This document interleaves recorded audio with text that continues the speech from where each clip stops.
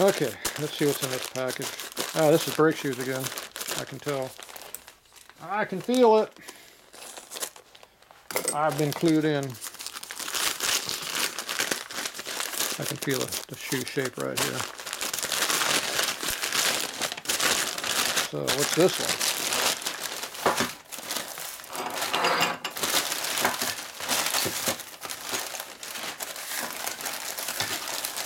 Yep, shoe.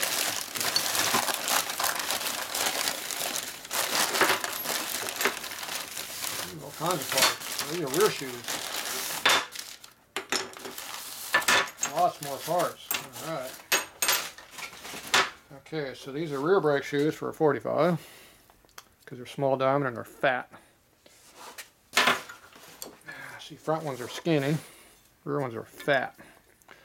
That's the difference. So the fat ones came out in 41. It'd be 1941. These get real worn, real bad on the sides, get real narrow. These are actually pretty good shape. They don't have big grooves in here from wear.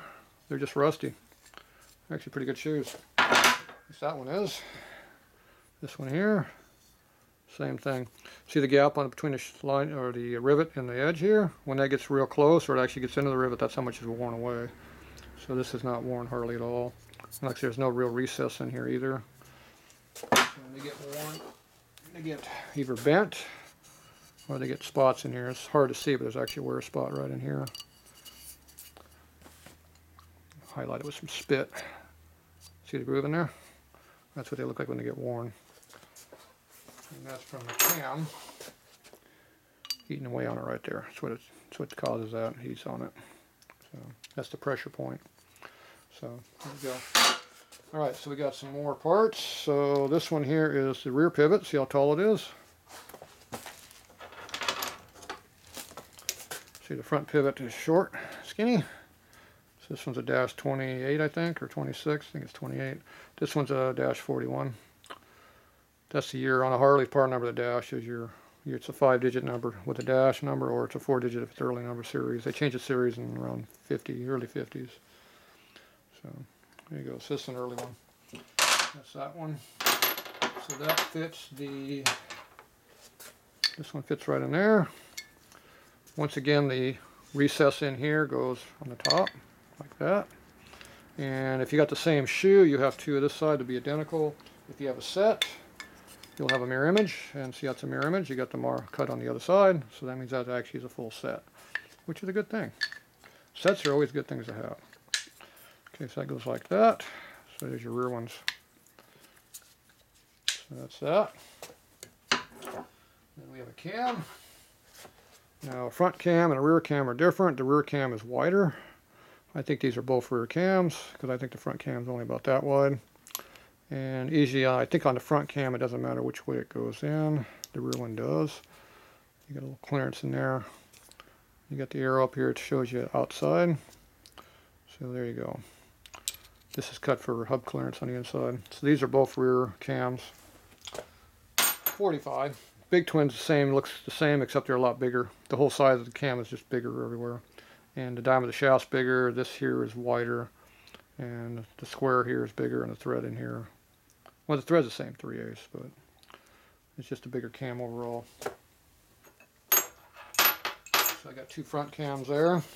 Here's two different levers. I talked about the levers being different. See how you got, they eliminated the other two inner holes that we never use.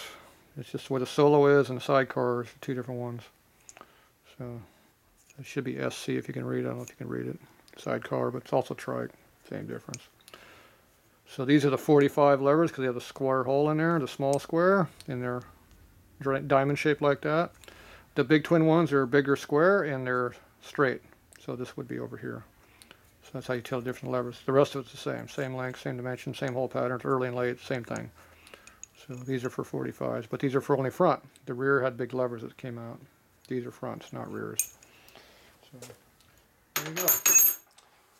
Get your brakes all figured out. So I got a front set, a rear set, and got some cams, but not complete sets. And we got a brake lining here. Rebestos again, so it's asbestos, the good crap. Their part number is 4530. That might be a 3D. That's a D. 453D. It's not my. That's probably a asbestos number. It's not a Harley number. And here it is again. 453D, but kind of dirty.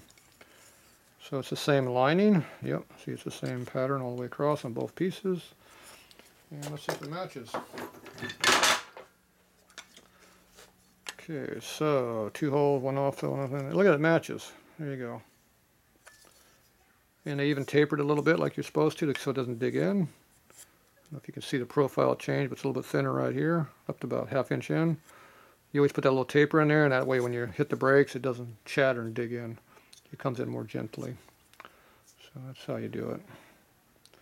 And so there you go. So we got a set of shoes. A new set of linings. These linings are actually still pretty good. They're pretty thick. So these aren't that old. See how much? See the difference in lining material is not that much different. So these shoes are actually in pretty good shape. And they're not all covered with oil and grease too bad, so they're probably halfway decent.